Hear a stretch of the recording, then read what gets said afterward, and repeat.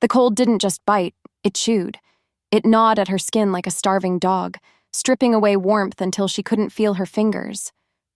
Kaia didn't shiver. Shivering was weakness. And weakness, that's what got you killed. She stared straight ahead. The offering tree, that's what her father called it. A dead, twisted pine at the very edge of the territory. The border between her pack's rotting woods and his land. The enemy alpha, Torin. The name alone made the wolves in her pack wet themselves. A monster, a warlord who tore throats out first and asked questions never, and she was his gift. To make matters worse, the rope around her wrists was wet. It was freezing solid, tightening with every drop in temperature, cutting off her blood. Her father, Alpha Vane, had tied the knots himself. He'd smiled when he did it. Not a happy smile, a hungry one. "Make him scream, girl," he'd whispered. "Die loud." Still, Kaia kept her mouth shut. She tasted blood where she'd bitten her tongue. She would not scream. She would not beg. If she was going to die today, she would die with her eyes open. Fate, or perhaps just bad luck, shifted the wind. It carried a scent. Not pine, not snow, blood. Old, iron-heavy blood. And something else, like storm clouds gathering before lightning strikes.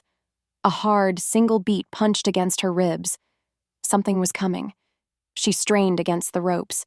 Useless. Her wolf, that dark, broken thing inside her chest, stirred. It didn't whimper like a normal wolf. It felt heavy, like a black stone sinking in a deep ocean.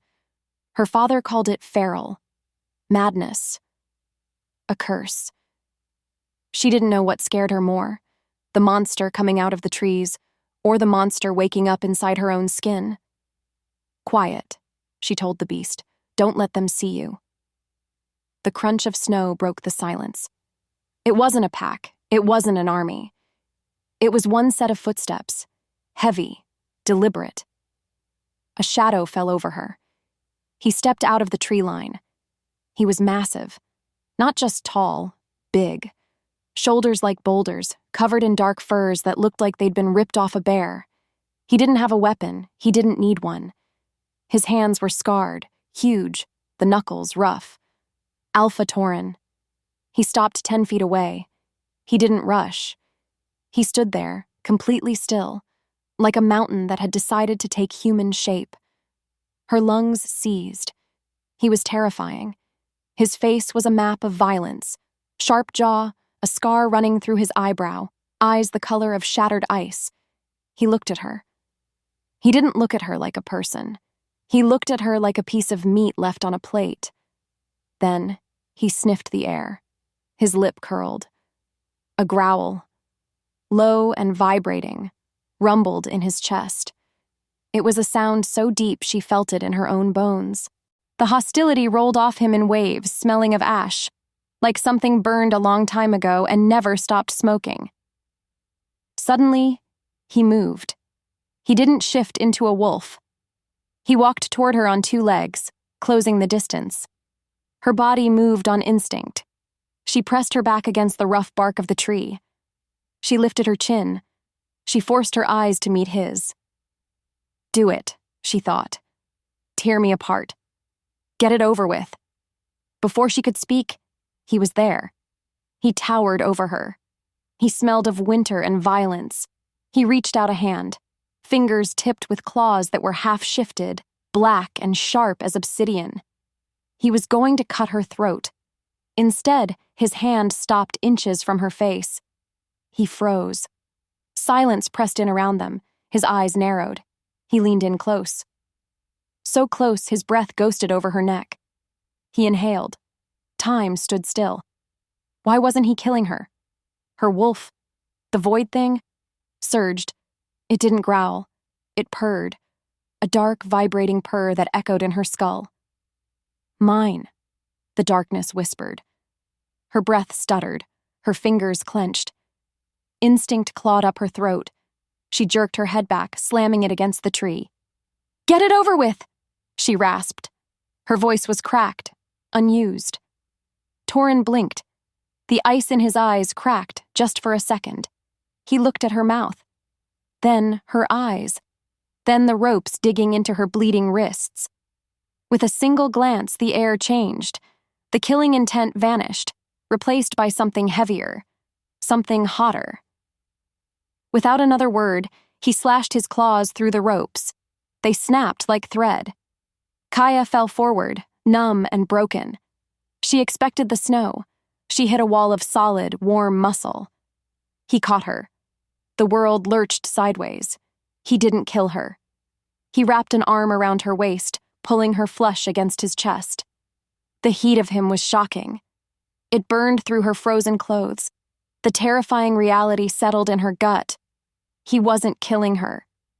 He was taking her.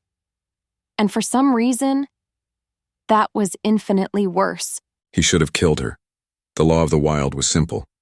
An enemy on your border is a threat, a gift from a murderer is a trap. You don't keep the trap, you burn it. Yet here he was, carrying the girl up the mountain. She was light, too light. She felt like a bundle of hollow bird bones in his arms. But she didn't smell like a bird. Try as he might, he couldn't get the scent out of his nose. It was maddening. Underneath the smell of fear and old blood, she smelled like ozone, like the air right before a storm breaks. It was ancient. It triggered something deep in his hindbrain, a part of his wolf he thought had died years ago. His jaw flexed. A muscle ticked hard enough to ache.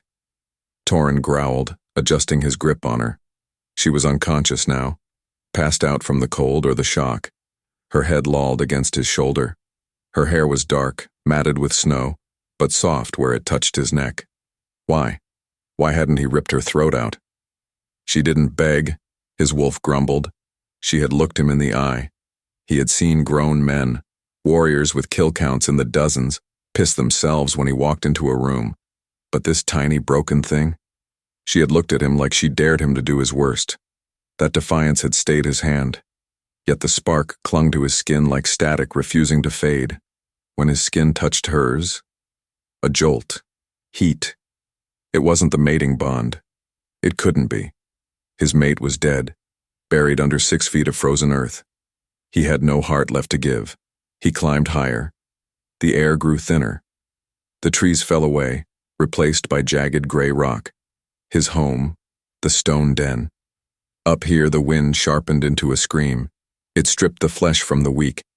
His pack didn't live in soft wooden houses in the valley. They lived in the rock. They carved their lives out of the mountain. Only the strong survived here. Could she survive this? He looked down at her face. Pale, blue lips, a scar running down her cheek. A sudden, violent surge of protectiveness tore through him. It was raw. It made him want to bare his teeth at the wind for blowing on her too hard. He stopped walking. "What are you?" he whispered. The words were snatched away by the gale. She wasn't just a rejected Beta's daughter. Vane wouldn't sacrifice his own blood unless she was useless or dangerous. So she was a weapon. That had to be it. Vane had sent a bomb wrapped in a pretty girl's skin. Intelligence. That was the only reason to keep her. He needed to know what Vane was planning. He would toss her in the cell, interrogate her, and then he would decide. Finally, the entrance to the main cave loomed ahead. 2 guards, massive, scarred shifters, stepped out of the shadows. They lowered their spears when they saw him, but their eyes went wide when they saw the girl. "Alpha," one grunted. "Is that dinner?" Torin's chest rumbled, a low, dangerous sound. "Prisoner," Torin snapped. "Open the gate." A strange pull yanked at his gut. Instinct, surely, not a bond, and he dragged her closer to his chest as they passed the guards. He didn't want them looking at her. He didn't want them smelling her. His grip on her tightened, possessive, protective, and dangerous. He marched through the tunnels. Torchlight flickered on damp stone walls.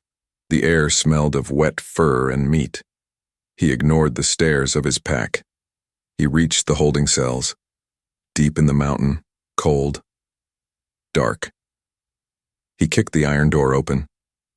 Moments later, He was laying her down on the rough furs in the corner.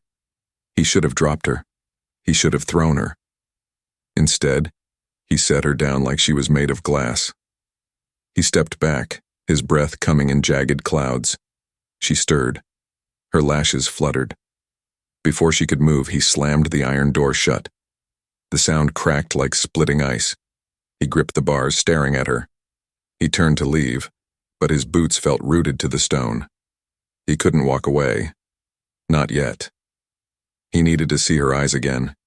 He needed to know why a girl who smelled like a storm had been left to die. But then he saw it, on her arm, where her sleeve had ridden up. Black veins, not bruised, black, like ink moving under her skin.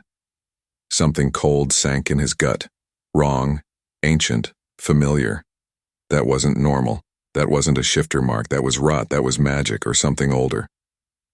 Suddenly, Torin realized Vane hadn't just left him a sacrifice. He'd left him a curse. Waking up felt like drowning. First came the smell, damp stone, mold, and male. Overwhelmingly male. Pain followed quickly. Her wrists throbbed, her head pounded. Kaia gasped, sitting up too fast. The world spun. As her vision cleared, she realized she wasn't dead. She was in a cage. It was a cage carved out of the mountain itself. 3 walls of solid, dripping rock. 1 wall of thick, rusted iron bars. There were no windows. The only light came from a flickering torch in the hallway. She scrambled backward, hitting the stone wall, air trapped in her throat. Where was he? The giant. The monster. She scanned the small cell. Empty. Just a pile of mangy furs she had been sleeping on and a bucket of water. Her pulse eased from a frantic flutter to a shaky rhythm. She was alive. Why? Her father had said Torin would tear her apart. He said the enemy Alpha drank blood and decorated his halls with bones. She looked around. No bones. Just stone. Still, the fear was a cold knot in her stomach. She was a prisoner, and prisoners in her father's pack. They didn't last long. They were toys. Things to be broken. She tried to stand. Her legs wobbled. She leaned against the wall for support, her hand brushing against the stone. She stopped. Her fingers traced grooves in the rock. Deep grooves. She looked closer. In the quiet that followed, a chill that had nothing to do with the cold went down her spine. Scratch marks, hundreds of them, gouged into the solid granite. But they weren't messages. They weren't tally marks counting the days. These were claw marks. But that was impossible. Kaia placed her own hand over one of the scratches. Her hand was small, but even a full-grown alpha's wolf form. Their claws would be 3 inches long, maybe 4. These scratches were massive. 5 distinct gouges, spaced wide. Whatever made these marks had a hand or a paw, the size of a dinner plate. Heat tightened behind her ribs, breath catching. What kind of monster do they keep down here? She thought. Or, what kind of prisoner turns into that? Footsteps echoed in the corridor. Kaia spun around, pressing her back to the scratched wall. Shadows danced between them as a figure appeared at the bars. It wasn't Torin. It was a woman, or a girl, really. Maybe Kaia's age. She had wild red hair and a scar running from her lip to her chin. She held a wooden bowl. She didn't look mean. She looked curious. "You're awake," the girl said. Her voice was raspy. "Torin said you'd sleep for days." Kaia decided not to speak. Silence was safe. The girl shoved the bowl under the bars. It slid across the stone floor. It smelled like stew. Meat. Heavy and rich. "Eat," the girl said. "Torin says you need your strength." Questions collided in her mind. Strength? A game? A hunt? Torin wanted her strong? Why? To hunt her? To play with her? "Why am I here?" Kaia's voice was a whisper, rough like sandpaper. The girl tilted her head. She looked at the scratch marks on the wall behind Kaia. Then she looked back at Kaia's eyes. "You're here because the Alpha is confused," the girl said. A weird smile touched her lips. "And because you smell like trouble." The girl leaned closer to the bars. "But be careful, wolf girl," she whispered. "The last thing that lived in that cell, it didn't leave in one piece." With a cryptic smirk, the girl turned and walked away, disappearing into the dark. Kaia looked down at the stew, then back at the massive claw marks. Something inside her shifted. Her void wolf, the darkness, woke up again. It sniffed the scratch marks. "Brother," it whispered. Kaia froze. Brother? The darkness wasn't just inside her. It felt like the walls were closing in. She wasn't just a prisoner of war. She had walked into a mystery that was older than this war. And if she wasn't careful... The silence of the cell wasn't empty. It was waiting. She was going to be the next thing to die in this room. The war room didn't smell like strategy. It smelled of wet fur, unwashed bodies, and rising aggression. Torin stood at the head of the massive stone table. A map of the territories lay spread out, held down by daggers.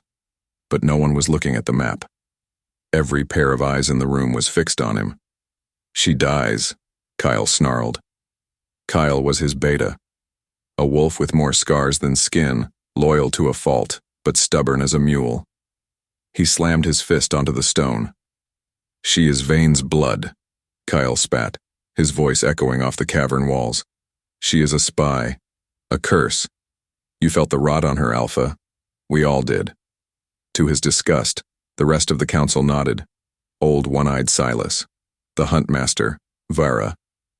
They looked at Torin with fear. Not fear of him. Fear of what he had brought into their home. Torin didn't shout. He didn't roar.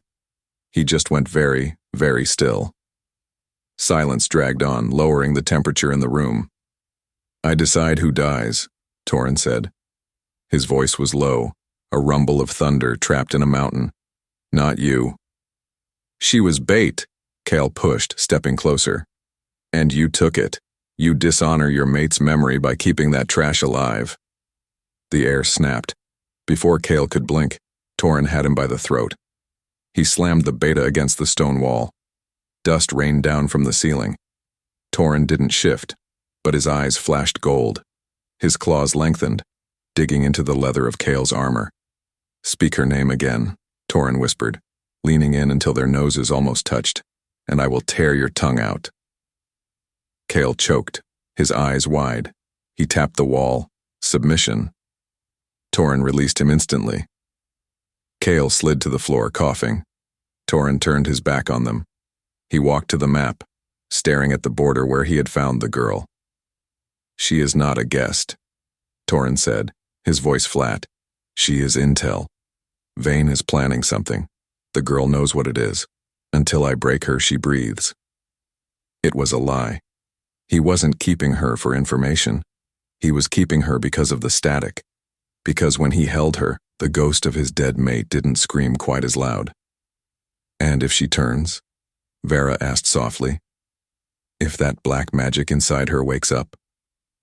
Torin looked at his hands. He remembered the black veins on the girl's arm. Call it fate or a death wish. "If she turns," Torin said, looking toward the tunnel that led to the cells, "then I will kill her myself." A thought curled in his mind, treacherous and warm.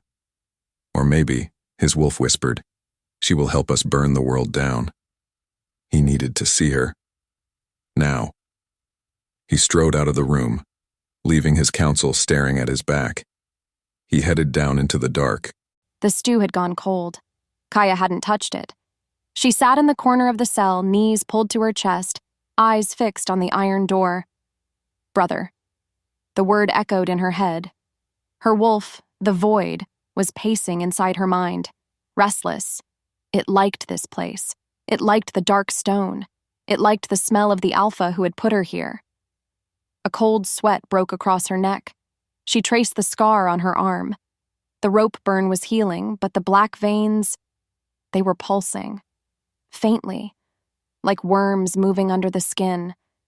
Heavy footsteps thudded against the stone outside. They didn't scuff or shuffle. They were heavy, predatory. Kaia scrambled to her feet. She pressed her back against the scratched wall, using the stone for support. The lock clicked. The door groaned open. Torin filled the doorway. He was even bigger in the small space. He had to duck his head to enter. He brought the smell of the storm with him, ozone and pine and dangerous heat. He didn't speak. He just looked at her. His gaze felt physical, like a hand running over her skin. Air snagged in her throat. "You haven't eaten," he said. His voice was rough, like gravel grinding together. "I'm not hungry," she lied. He stepped closer. The cell suddenly felt like a coffin. "Liar," he said softly. He moved so fast she didn't see him blur. 1 second he was by the door, the next he was in front of her. He reached out, grabbing her chin, forcing her to look up at him. His skin was burning hot. The static shock snapped between them again, making her teeth ache. "Why did he send you?" Torin demanded. He didn't yell. He whispered, which was infinitely scarier. "To kill me? To poison my pack?" "He sent me to die," Kaia snapped, pulling away. "I told you, I am broken. I am feral." Torin laughed. It was a dark, humorless sound. He didn't pull away. He grabbed her arm, the one with the black veins. He held it up to the torchlight. "This isn't feral," he said, his thumb tracing the black lines. "This is power. Ancient power." "It's madness," she spat. "It makes me a monster." "Is that what he told you?" Torin looked into her eyes. His golden gaze bore into her soul. "Monsters don't have fear in their eyes, little wolf," he murmured. "They have hunger. You are just terrified." Before she could move, he reached for his belt. Keys jingled. He unlocked her cuffs. They fell to the floor with a heavy clang. "Show me," he commanded. "Show me this monster." Her wolf lunged, desperate to connect. It wanted out. It wanted to touch him. Kaia slammed her mental walls up, gasping. She shoved Torin back. "No," she cried. "Don't touch me." She expected him to hit her, to punish her. He didn't strike. He looked at her heaving chest. He looked at the fire in her eyes. "You have fight in you," he said. A slow, dangerous grin spread across his face. It made him look less like a king and more like a wolf contemplating a chase. "Good," he growled. "You'll need it." He grabbed her arm again. He didn't ask. He dragged her toward the door. "Where are we going?" she panicked, stumbling after him. "To see if you're worth keeping," he answered. The training ring was a pit of mud and blood. It sat in the center of the cavern, surrounded by high ledges where the pack watched. They cheered as Torin dragged the girl into the center. The noise was deafening. Howls. Jeers. They wanted blood. Torin stopped in the middle of the ring. He shoved Kaia forward. She stumbled but didn't fall. She spun around, eyes wide, looking at the crowd. She looked like a rabbit surrounded by wolves. She set her jaw. She stopped shaking. Torin signaled to the side. "Jax," he barked. A young male wolf hopped into the ring. Jax was fast, eager, and stupid. He wasn't an elite warrior, but he was twice the girl's size. "No shifting," Torin ordered, his voice cutting through the noise. "Hand to hand. If she lives, she stays. If she dies, and we eat." The pack roared. She didn't panic. She centered herself. Torin watched her. He saw her breathing change. She wasn't looking for an exit anymore. She was looking at Jax's throat. A strange flicker of pride sparked in his chest. "Begin!" Jax lunged. He was fast, aiming a punch at her head.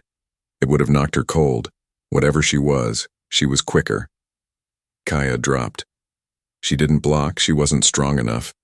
She slid under Jax's guard. She didn't use her fists. She used her environment. She grabbed a handful of gritty mud and slammed it into Jax's eyes.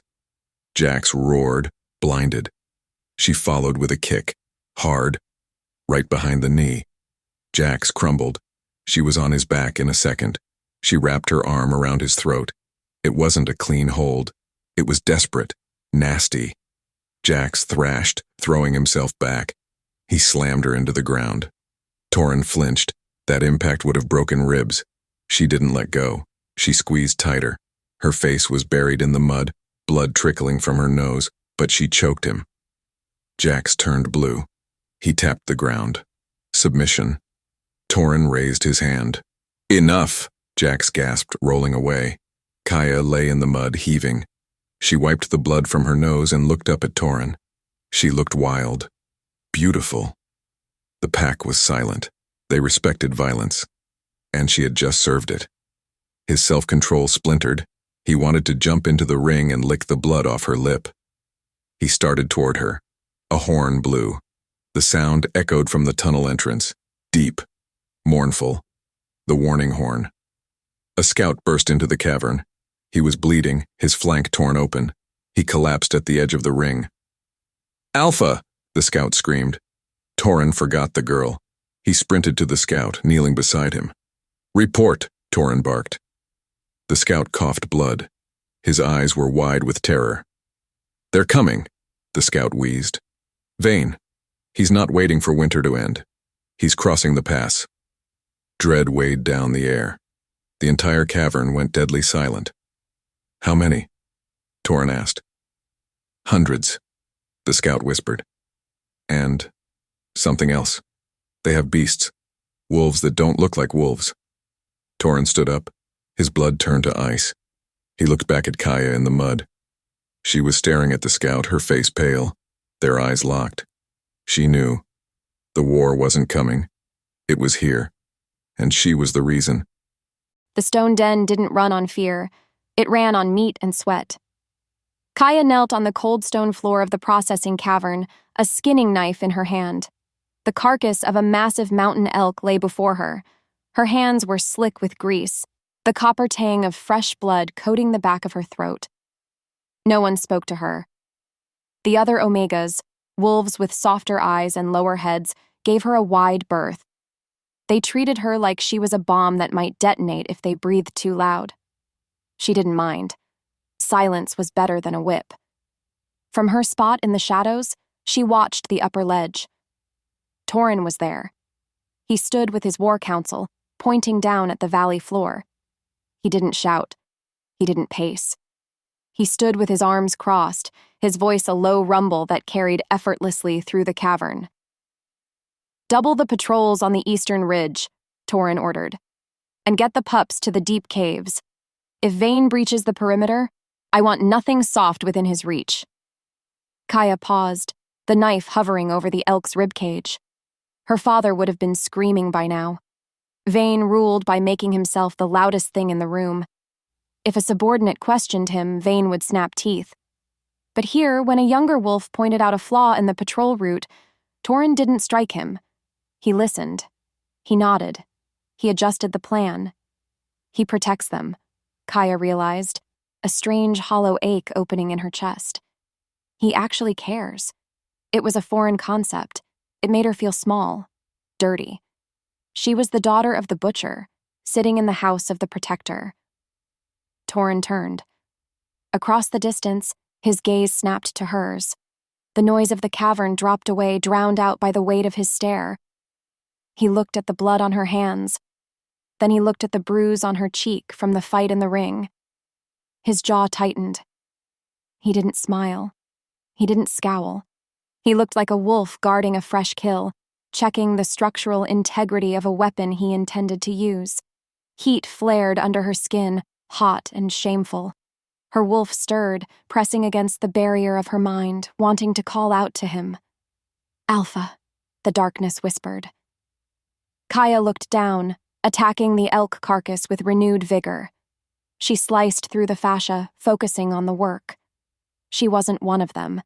She was a temporary asset, a prisoner with privileges.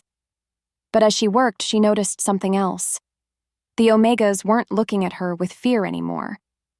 One of them, an older woman with graying hair, slid a bucket of clean water toward Kaia's knee. Wash your hands, girl, the woman muttered without looking up. Or the blood will dry sticky. It was a small thing, a nothing thing.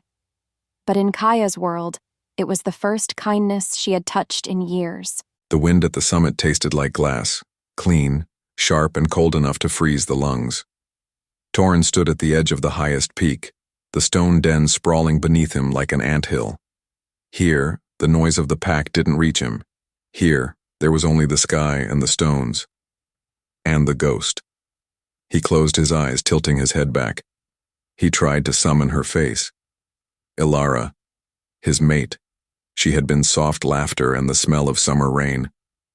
But when he reached for the memory, it was blurry. Then the wind shifted, carrying a scent that obliterated the past. Ozone, storms, the metallic tang of ancient blood. Kaia. Torin opened his eyes and roared, the sound ripped from his throat, echoing off the jagged peaks, startling a flock of crows into the gray sky. He hated it. The way his blood hummed when the girl entered the room. The way his first thought on the war map wasn't victory, but her safety. It felt like infidelity. "I am not forgetting you," he whispered to the wind. The wind didn't answer. He looked down at his hands. The claws threatened to pop. The beast inside him was restless, pacing the cage of his ribs. It didn't mourn Ilara anymore. It wanted the girl with the void in her eyes. It wanted to hunt for her, to kill for her. "She is Vane's," his mind argued. "She is poison. She is ours," his wolf countered. "She fought for us. She bled for us." A snap of a twig broke his concentration. Torin spun around, teeth bared. But it was only the wind knocking a loose stone from the cairn. He exhaled, forcing his shoulders to drop. He needed to focus. Vane was coming. The beasts the scout had mentioned, chemically enhanced wolves twisted by shamanic rot, were a threat he hadn't prepared for. He needed leverage. He needed power. And the only source of raw, untapped power in this mountain was the girl skinning elk in the kitchen. He had to stop treating her like a woman and start treating her like the weapon she was. He had to unlock that black magic in her veins, even if it destroyed her.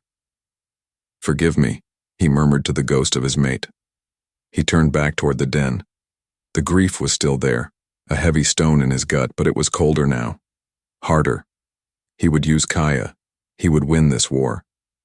And when it was over, only then would he figure out if he should kiss her or kill her. The air changed before the shadows did. Kaia was hauling a basket of refuse to the edge of the disposal cliff. It was late.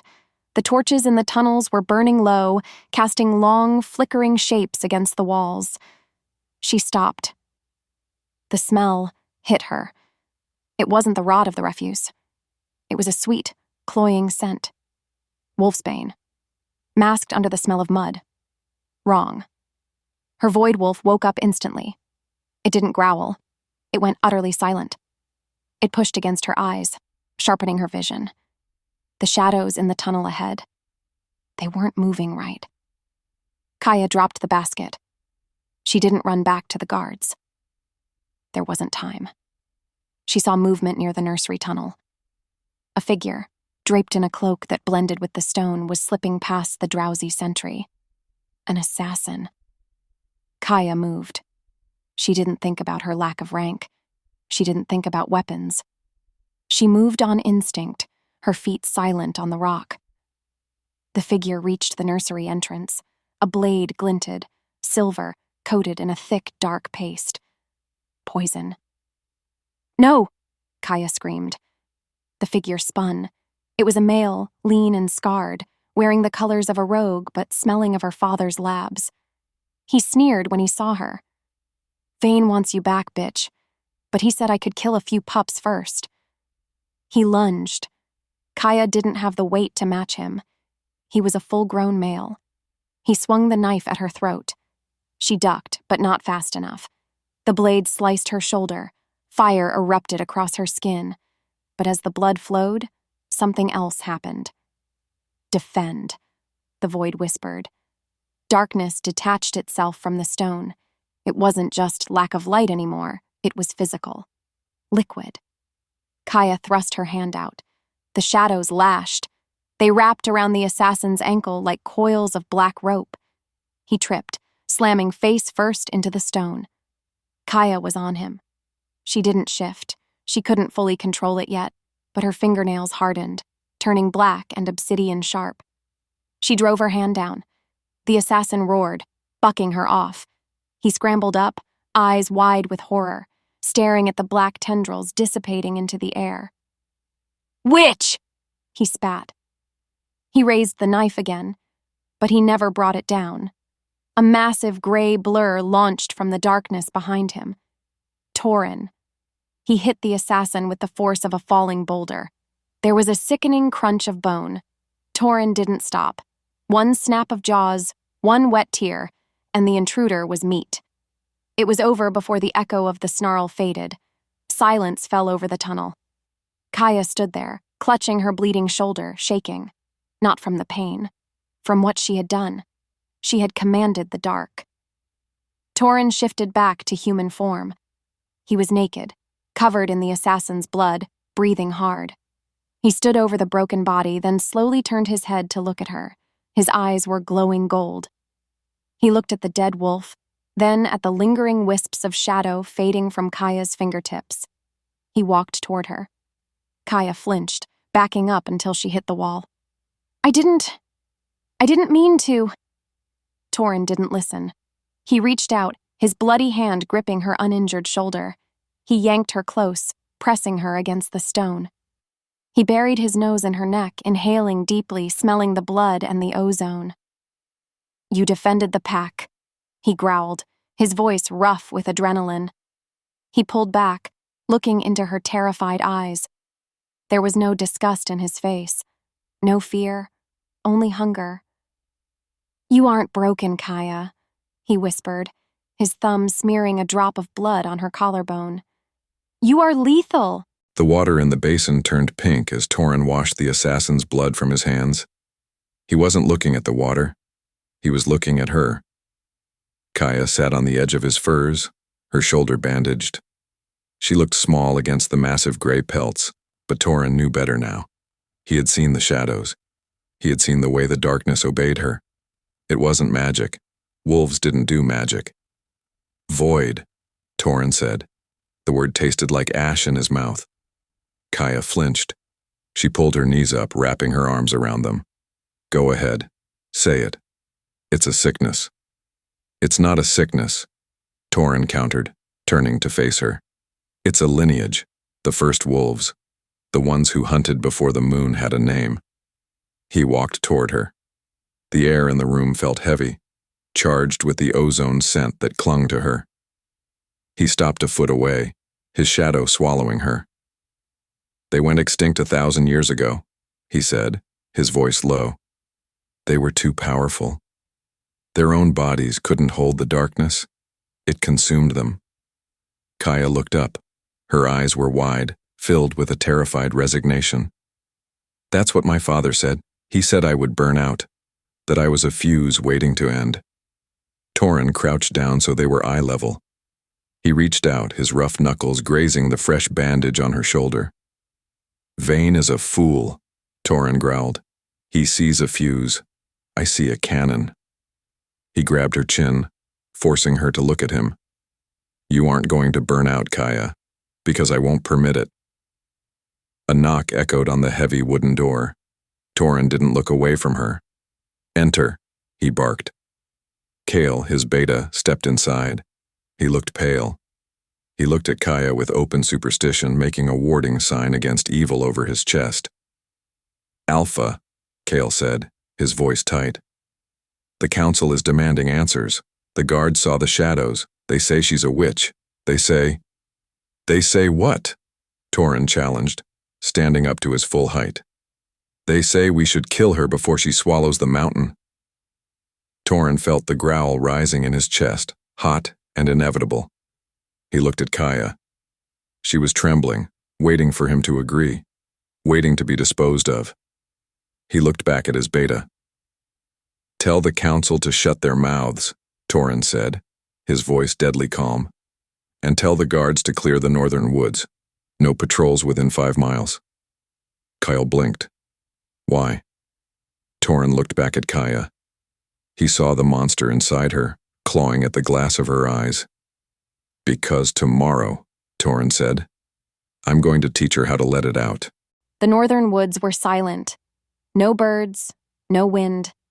Even the snow seemed afraid to fall here. Kaia stood in the center of a clearing, shivering. Not from the cold. Torin had given her a fur-lined cloak, but from the anticipation. Torin paced the perimeter. He had stripped off his armor, wearing only loose trousers. His skin steamed in the frigid air. "Stop fighting it," he ordered. He didn't look at her. He was scanning the trees. "I can't," Kaia whispered. "If I let it out, it takes over. I lose me." Torin stopped pacing. He turned to her. "You only lose yourself because you're afraid," he said. "The void feeds on fear. Starve it." He walked toward her. "Shift." "Torin, I can't." "Shift!" he roared. The command vibrated in her marrow. It was an alpha tone, stripped of all gentleness. Her wolf reacted instantly. Pain exploded in her spine. It wasn't the fluid shift of a normal wolf. It felt like her bones were breaking and reforming in the wrong order. Black smoke poured from her skin, blinding her. She screamed, falling to her knees. The darkness rose up, a tidal wave of chaotic noise and violence. It wanted to kill. It wanted to rend. "Let go," the void hissed. Kaia's vision went black. She felt herself slipping, drowning in the ink. Then, a hand touched her forehead. It was searing hot, an anchor. "Look at me." Torin's voice cut through the chaos. Not an order this time. A plea. Kaia forced her eyes open. She wasn't looking with human eyes anymore. She was looking through the amber, slit-pupiled eyes of a beast. She saw Torin. He was kneeling in the snow in front of a monster. Shadows wreathed her paws, turning the snow beneath them to gray slush. She snarled, snapping her jaws at him. The instinct to bite was overwhelming. Torin didn't flinch. He didn't pull back. He leaned his forehead against her massive, shadow-wreathed snout. "I'm here," he whispered. "I'm not afraid of you. Don't be afraid of yourself." The static of the bond flared, bright, white-hot, purifying. It burned through the madness. Kaia gasped, a wolf's chuffing breath. The red haze in her vision cleared. She looked at her paws. They were huge, black as night, claws like scythes. But they were her paws. She controlled them. She looked at Torin. He was smiling, a fierce, wild, triumphant smile. "There she is," he murmured. Kaia pushed her muzzle into his chest, a whine vibrating in her throat. She wasn't a monster. She was just powerful. Torin buried his hands in her fur. The moment was fragile, perfect. Then the wind shifted. Torin's head snapped up. His smile vanished. "Run!" he snarled. From the tree line, a monstrosity burst forth. It looked like a bear, but wrong. Its fur was patchy, its eyes glowing with a sick green chemical light. One of Vane's experiments. It roared, charging them. Kaia didn't run. She didn't think. She lunged. The strategic map was gone. In its place, a single letter lay on the stone table. It was stamped with the seal of the Iron River Pack, their oldest ally. Torin stared at it. His chest heaved. He was still wearing the trousers from the woods, torn and stained with the black blood of the mutated bear. Kaia was in the infirmary, exhausted but unharmed. She had torn the beast in half with shadows. It had been the most terrifying and beautiful thing he had ever seen. "Read it," Kale said softly. Torin picked up the parchment. "To Alpha Torin, word has reached us of the creature you harbor, the Void Witch. Her blood is cursed. Vane demands her return, or he threatens to unleash his beasts upon our lands as well. We will not bleed for a monster. Hand her over to Vane for execution by dawn, or the Iron River Pack withdraws its support. You will stand alone." Torin crumpled the letter in his fist. The parchment turned to dust. "We need them," Kale said, his voice pleading. "Vane has hundreds of those beasts. We have 50 fighters. Without Iron River's numbers, we are dead." Torin closed his eyes. He saw Kaia in the snow. He felt the vibration of her purr against his chest. He saw the way she had looked at him after the fight, not with fear, but with trust. She wasn't just a weapon anymore. She was the only thing in this world that made sense. "If I give her up," Torin said quietly, "I save the pack." "Yes," Kael said. "It is the only logical choice." Torin opened his eyes. They were burning gold.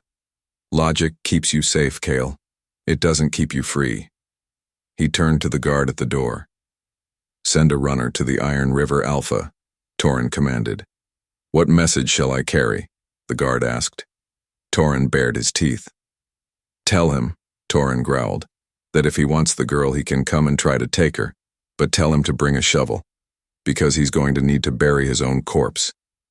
Kael let out a breath that sounded like a curse. "You've doomed us." "Maybe," Torin admitted, looking toward the infirmary tunnel, "but I'd rather die standing in front of her than live kneeling to them." He walked out of the council room. The alliance was shattered. The army was gone. It was just them now. Him, his pack, and the girl with the shadows in her blood. And the war was knocking at the door. The pack was going to die, and it was her fault. Kaia stood in the center of the infirmary, her hands shaking as she shoved a loaf of stale bread into a leather satchel. She moved fast, her movements jerky and panicked. She had heard the shouting from the council room. She heard Kael begging. She heard the alliance shattering. "Torin chose you," her wolf whispered, a purr of dark satisfaction. "He chose death," Kaia thought back, snapping the buckle of the bag shut. "He's a fool. She couldn't let him do it." She had spent her whole life being disposable, being the thing people threw away. She wasn't going to be the anchor that dragged a good man to the bottom of the ocean. She threw the cloak over her shoulders and headed for the back exit of the tunnels, the one that led to the sheer cliff face. She could climb it. Her claws were strong enough now. She reached the heavy wooden door. She reached for the iron handle. A hand slammed against the wood inches from her face. Kaia gasped, spinning around. Torin stood there. He wasn't wearing his armor. He was wearing a tunic that was unlaced at the throat, exposing the pulse that hammered in his neck. He looked wild, desperate. "Going somewhere?" he asked. His voice was too quiet. Dangerous. "Get out of my way, Torin," Kaia said, trying to keep her voice steady. "I'm leaving. If I'm not here, Vayne won't attack. The Alliance will come back." "You think you can just walk out?" Torin stepped closer, backing her against the door. "Into the snow? With Vayne's hunters out there?" "Better I die out there than watch you die in here," Kaia shouted, shoving his chest. It was like shoving a wall. "I am a curse, Torin. Don't you get it? Everyone who touches me bleeds." "Then let me bleed," he snarled. He grabbed her wrists, pinning them to the wood above her head. The movement was sudden, aggressive, but his grip wasn't painful. It was anchoring. The tension between them shattered. It wasn't a spark anymore. It was an inferno consuming the oxygen in the room. "I don't care about the Alliance," Torin breathed, his face inches from hers. His eyes were burning gold, the pupils blown wide. "I don't care about the war. I care about this." He pressed his forehead to hers. "You are not a curse, Kaia," he whispered against her lips. "You are the only thing that has made this heartbeat since the day I buried it." Kaia's fight drained out of her. A sob broke in her throat. "Torin, please." "No," he said. And then he kissed her. It wasn't gentle. It was a collision, a claiming. He kissed her like he was trying to breathe for her. Kaia melted, her hands unclenched, her fingers tangling in his hair, pulling him closer. The moment their lips touched, the tunnel vanished. There was only the pressure of his mouth and the roar of blood in her ears. A golden thread, visible only to them, wove itself through the air, binding his chest to hers. The mating bond. It slammed into her chest, stealing her breath. Joy. Terror. Possessiveness. Torin pulled back, gasping, his eyes wide with wonder. He felt it too. You stay, he commanded, his voice rough with emotion. You stay, and we fight. Together. Kaia looked at the man who was willing to burn the world for her. Together, she whispered. The great hall was silent. 50 wolves stood in formation. They were the last line of defense. They looked tired. They looked scared. They knew the Iron River pack wasn't coming. Torin stood on the dais. Kaia stood next to him. He didn't hide her. He didn't put her in the back. He stood shoulder to shoulder with her. It was a statement louder than any roar. Defy me. The Alliance is dead, Torin announced. His voice echoed off the stone. The Iron River Alpha believes we are fighting for a monster. He believes we are already dead. A murmur of unease rippled through the ranks. Eyes darted to Kaia. She didn't shrink. She stood tall, her chin lifted, the scar on her cheek pale against her skin.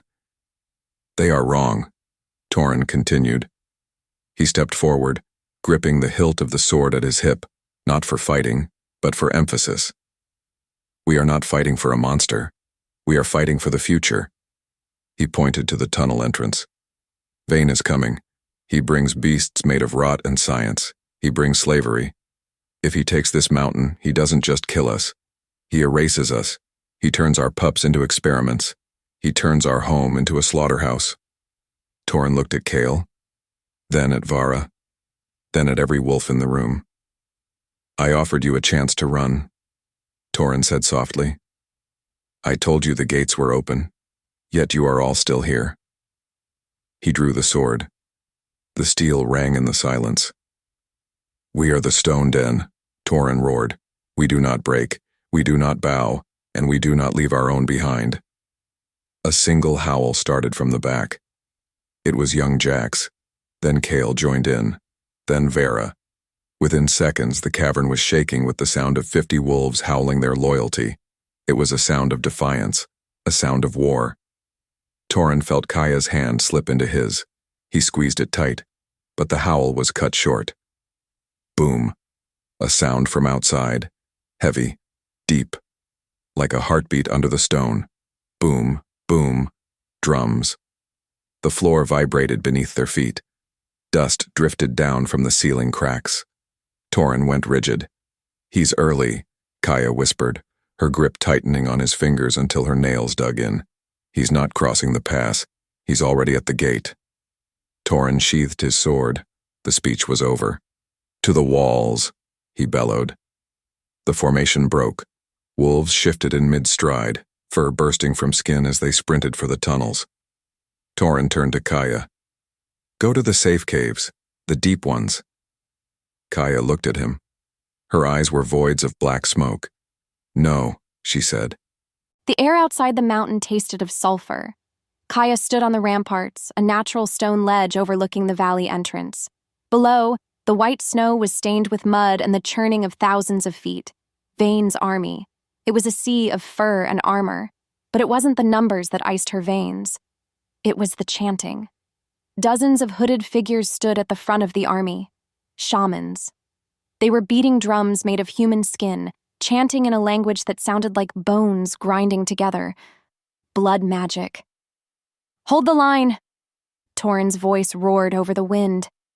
He was 10 feet away, fully shifted into his massive gray wolf form. He stood at the center of the defensive line, a king of winter. The enemy charged. It wasn't a disorganized rush. It was a wave. The mutated beasts, the ones with the glowing green eyes, led the charge. They hit the Stone Den's defensive wall with a sickening impact. The battle began. Kaia wanted to fight. She summoned the shadows, the black tendrils coiling around her fingers like eager snakes. But then, the chanting changed pitch. A voice boomed across the valley. It wasn't natural. It was amplified by magic.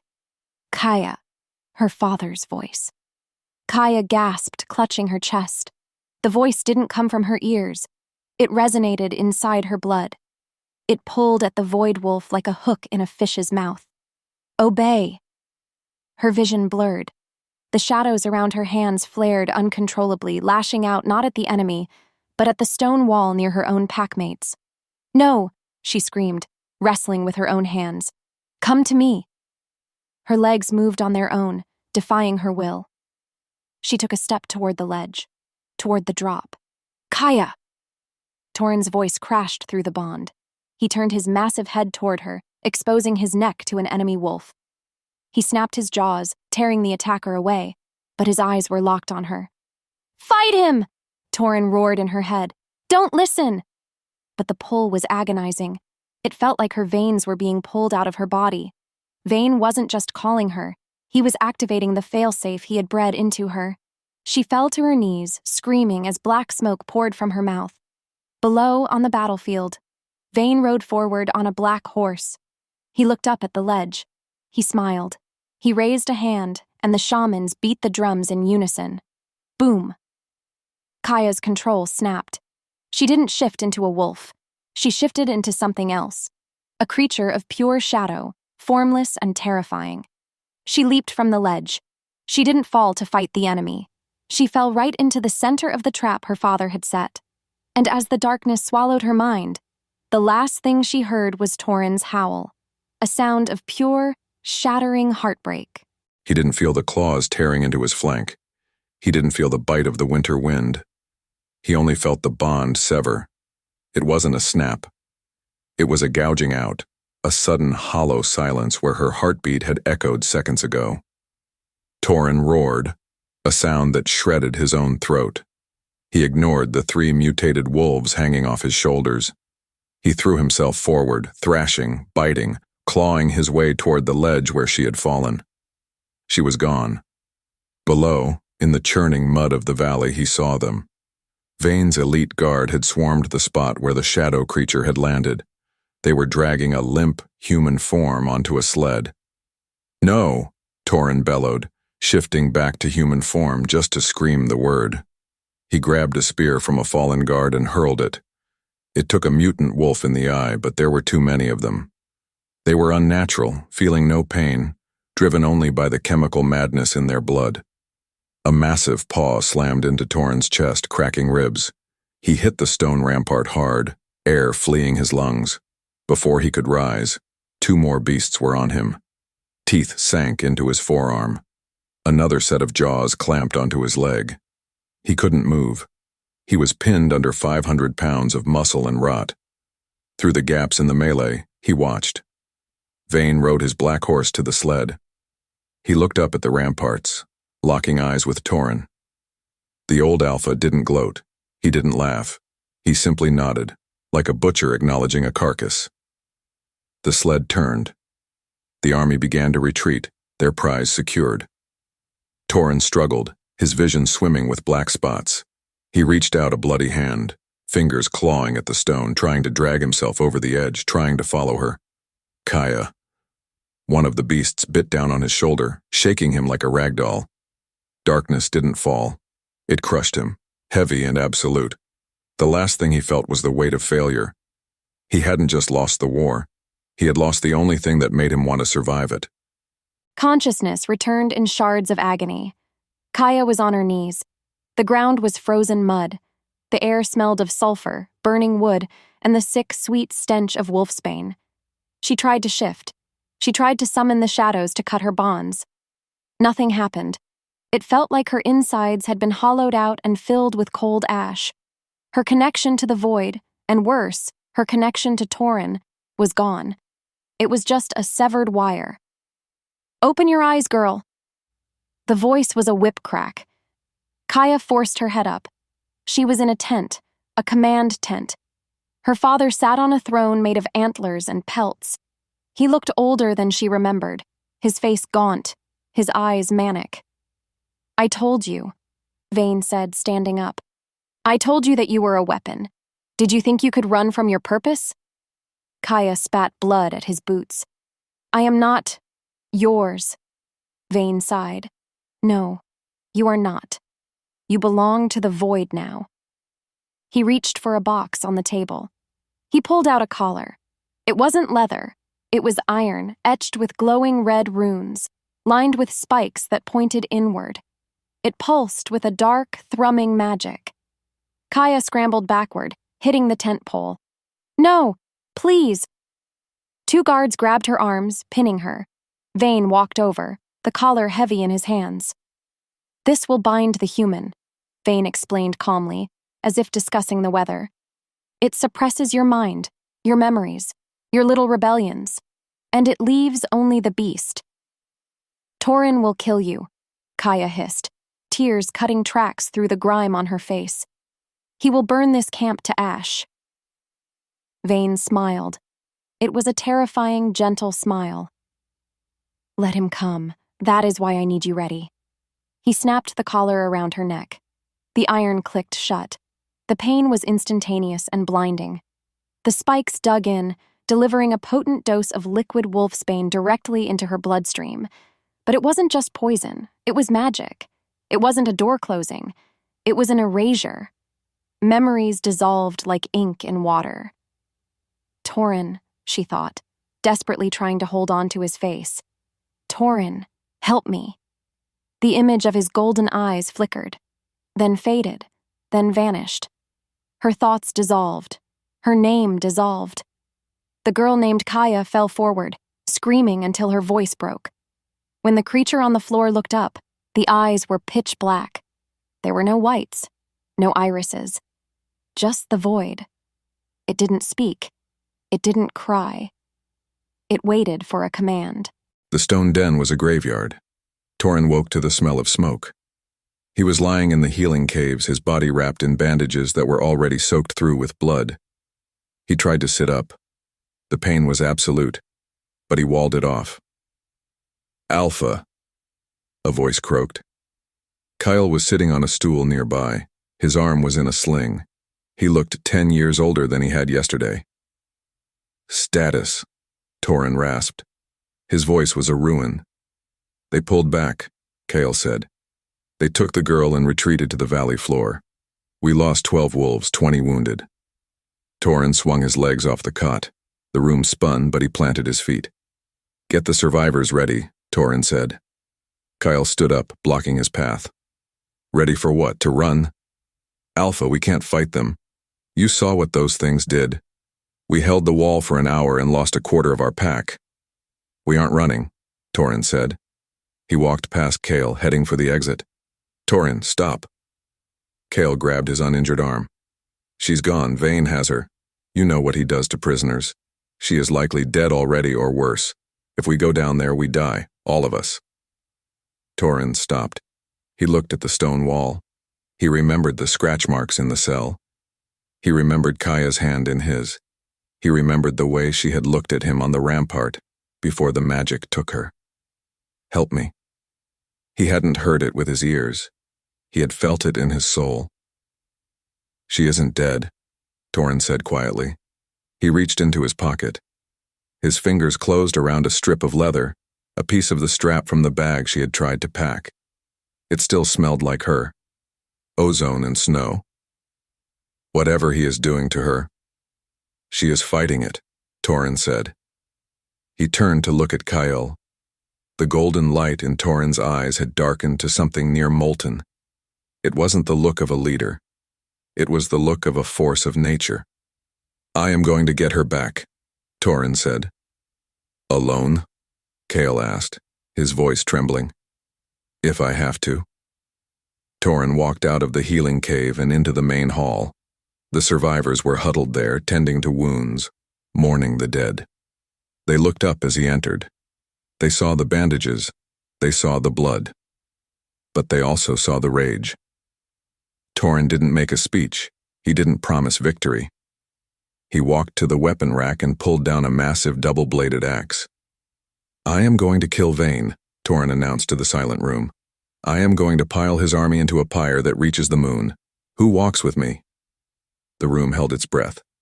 Then young Jack stood up. He was limping, one eye swollen shut. He picked up a spear. Then Vera stood. Then Kale. One by one, the broken remnants of the stone den rose. They knew it was suicide. They knew they wouldn't come back. But their alpha was going to walk into hell. And wolves didn't let their pack walk alone. There was no Kaia. There was only the order. The thing that crouched in the iron cage didn't feel cold. It didn't feel hunger. It felt a low, vibrating hum at the base of its skull where the iron spikes dug into the spine. "Wait," the hum said. The creature waited. It watched the world through a veil of shifting black smoke. Men in armor walked by, smelling of fear and sweat. They wouldn't look at the cage. A man approached. The master. Vayne.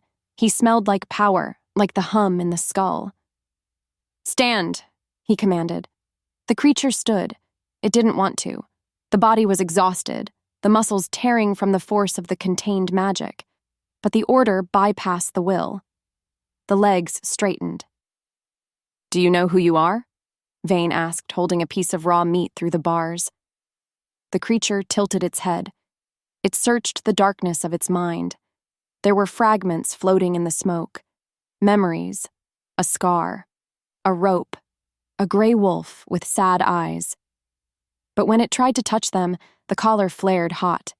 Pain lashed through the neural pathways, burning the memories to ash. "I am the void," the creature rasped. The voice scraped like granite on bone. Vayne smiled. He tossed the meat.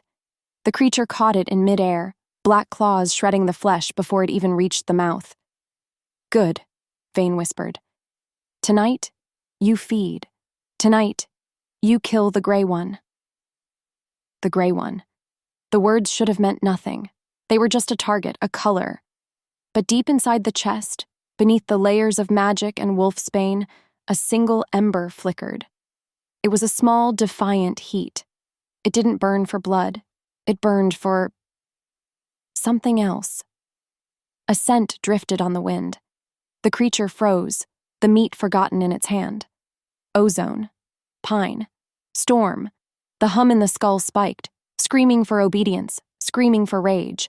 But the creature didn't roar. It pressed its face against the cold iron bars, inhaling deeply. The scent hurt. It hurt more than the collar. It felt like a promise broken. Torin? The name wasn't a thought. It was an echo. And for the first time since the collar clicked shut, the creature in the cage didn't feel like a weapon. It felt lonely. The valley was a death trap. Torin knew it. Kaia knew it. Every wolf walking behind him knew it. They didn't sneak. They didn't flank. They walked straight down the center of the valley floor, a small wedge of 50 battered warriors marching toward an army of thousands. The drums stopped. Vayne's army parted. They formed a massive circle, leaving a wide avenue of mud leading straight to the command tent.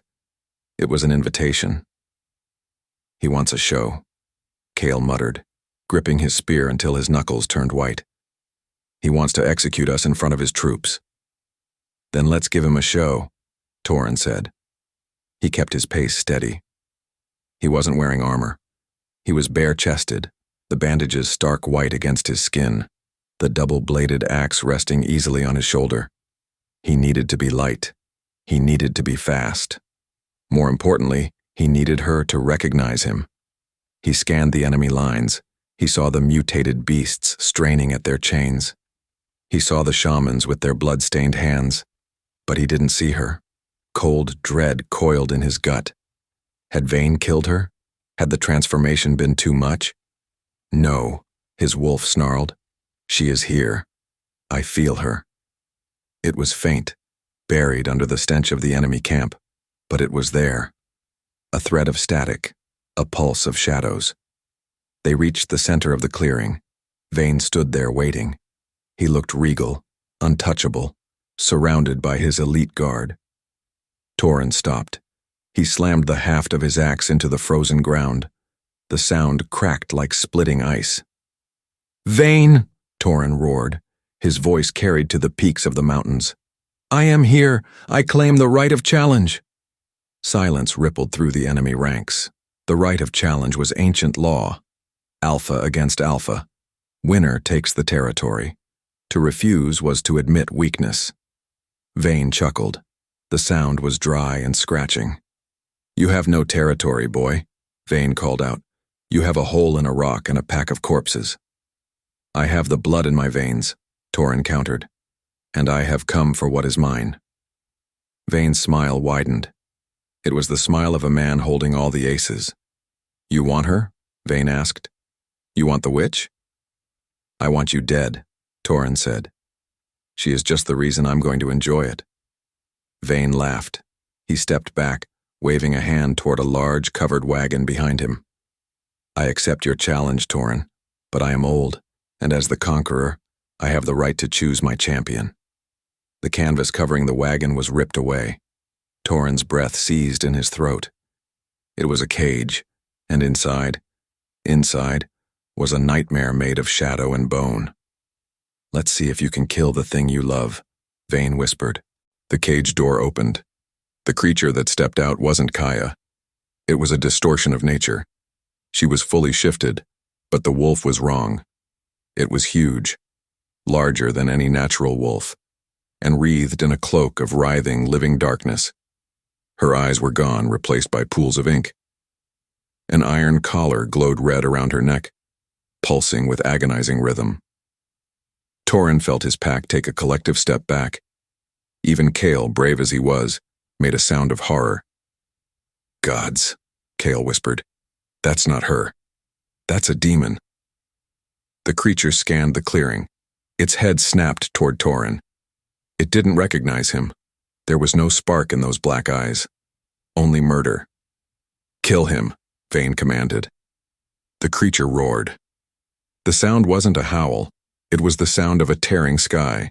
She charged. She moved faster than thought. 1 second she was at the wagon, the next she was in the air, a blur of shadow and teeth. Torin didn't raise his axe. Alpha, defend yourself, Kyle screamed. Torin dropped the axe. It hit the mud with a dull thud. He stood his ground, arms open, chest exposed. If he fought her, he would have to hurt her.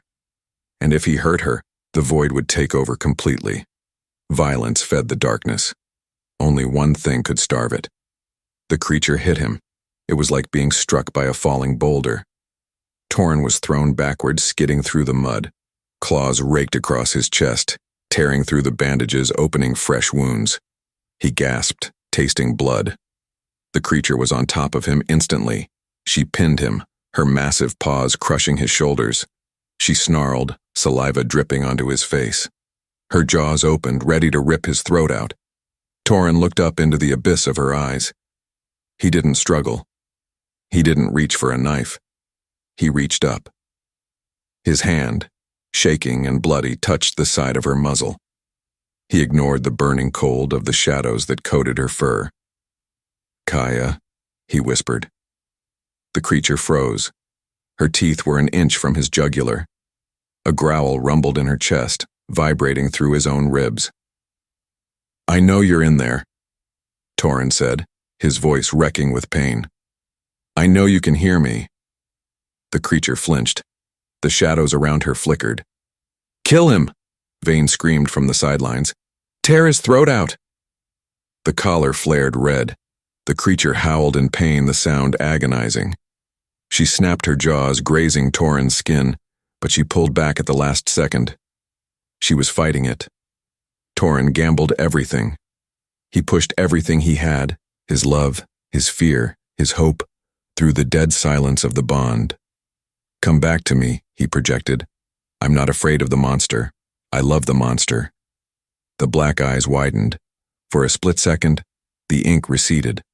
A flash of human amber broke through. The creature whined. It was a broken, puppy-like sound. Torin smiled, blood staining his teeth. That's it, he soothed, stroking her fur. Come home.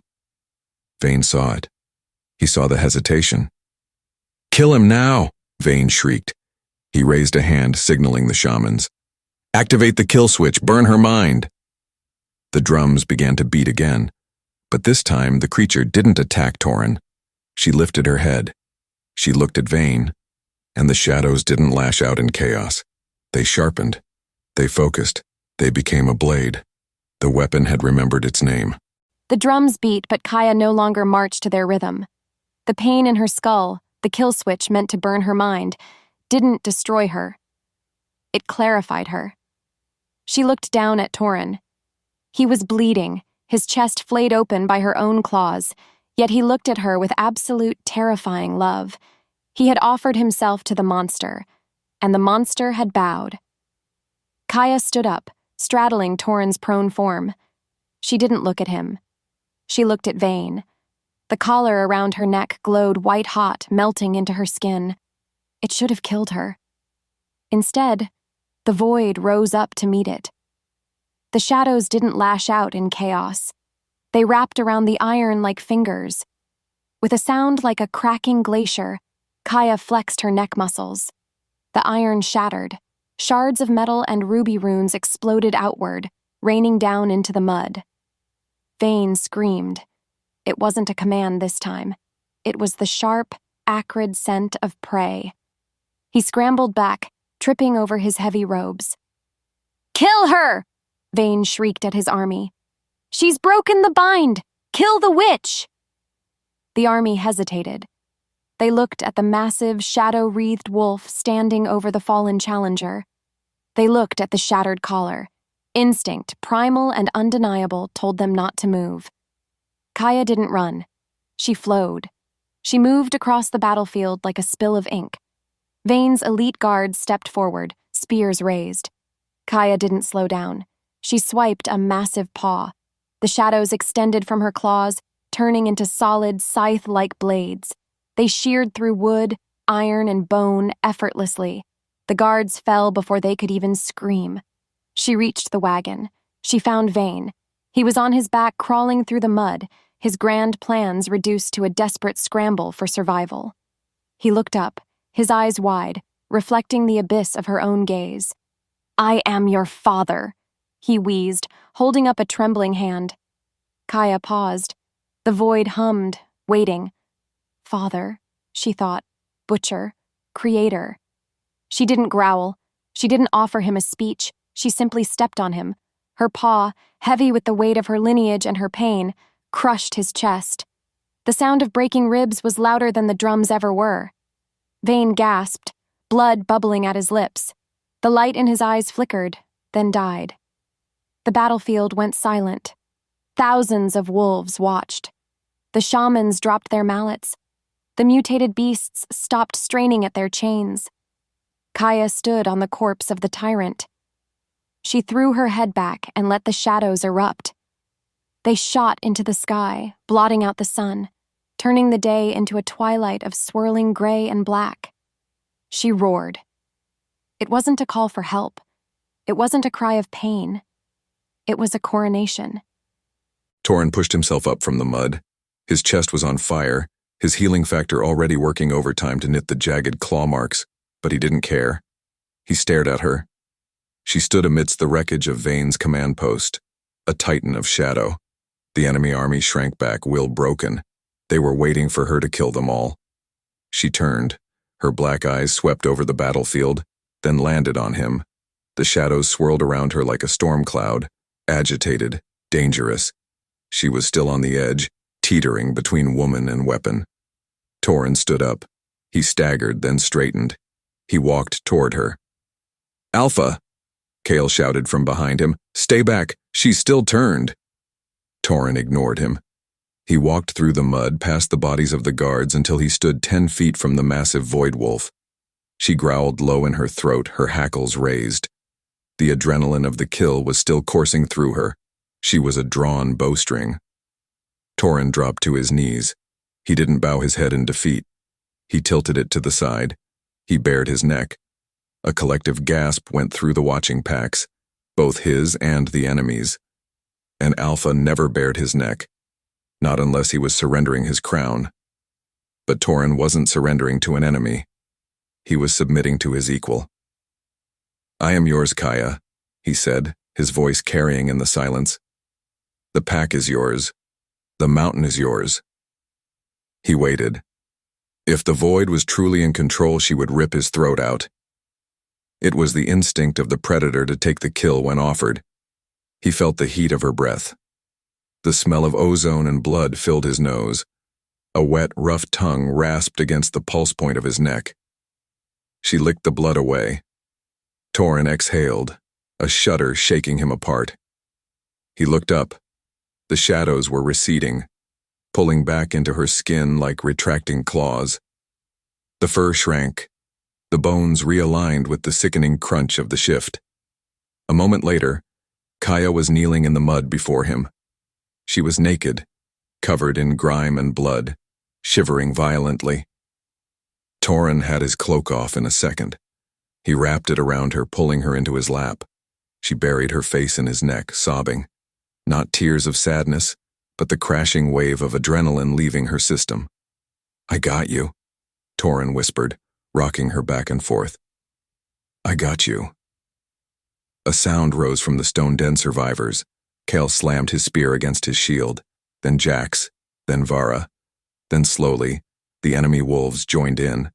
They slammed their weapons against the ground, a rhythm of submission, a rhythm of acceptance. They weren't hailing Torin. They were hailing the queen who had swallowed the sun. 3 weeks later, the stone den was no longer a place of gray rock and silence. It was loud. The sound of hammers echoed through the valley as the walls were rebuilt. Higher, stronger. The remaining wolves of Vane's army had been offered a choice: exile or integration. Most chose integration. They worked alongside the Stone Den pack, fearful at first, but learning that strength didn't require cruelty. Kaia sat on the high ledge of the Alpha's quarters. The wind was still cold, but she wore a coat of thick silver fox fur, a gift from the Iron River Alpha, who had come begging for forgiveness a week ago. She didn't send him away. She stared at him until he sweated, then told him he could trade, but he could never set foot in her mountain again. She looked down at her hands. The black veins were still there, faint traceries under the skin. They would never go away. The void was part of her. But it wasn't screaming anymore.